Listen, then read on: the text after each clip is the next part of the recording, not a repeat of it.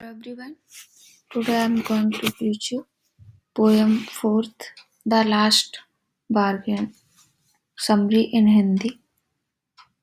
आज मैं आपको हिंदी में समरी पढ़ाने जा रही हूँ, उसके बाद पोएम पढ़ाऊंगी। द लास्ट बार्गेन एक ऐसे शख्स की कहानी है जो नौकरी की तलाश में है।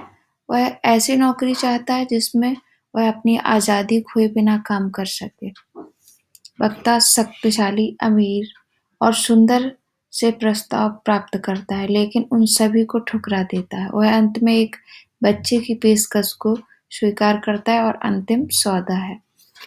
स्पीकर जो सुबह-सुबह एक राजा से पहला प्रस्ताव मिलता है।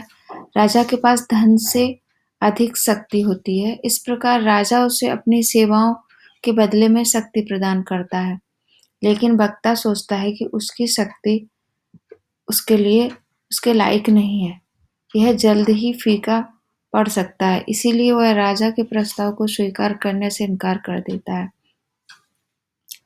उसे मिड्डे में एक अमीर आदमी से दूसरी पेशकश मिलती है। अमीर बूढ़ा आदमी उसे अपनी सेवाओं के लिए बहुत सारा सोना प्रदान करना चाहता है। सोना और धन वक्ता को आकर्षित नहीं करता था। उसे लगता है कि पैसा जल्द ही खर्च हो जाएगा और यह हमेशा की खुशी नहीं खरीद सकता। इस प्रकार वह उनके प्रस्ताव को भी ठुकरा देता है। फिर वह एक लड़के से मिलता है। शाम के समय चारों तरफ प्राकृतिक सौंदर्य और फूल थे। एक सुंदर मुस्कान के साथ एक खूबसूरत लड़की उसे अपनी सेवाओं के बदले में मुस्कुराती है। वक्ता को लगता है कि उसकी खुशी के भेष में दुखी थी। इस प्रकार उसे यह भी उसके लिए उपयुक्त नहीं लगा, इसीलिए उसने अपना प्रस्ताव भी ठुकरा दिया।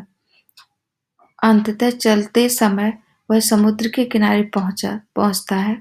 वहां एक मासूम बच्चे को समुद्र के किनारे खेलता हुआ पाता है।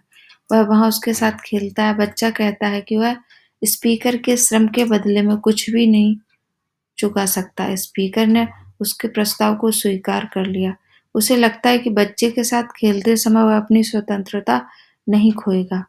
वह अभी भी एक आज़ाद इंसान होगा और मासूम बच्चे के साथ खेलकर हमेशा की खुशी हासिल करेगा।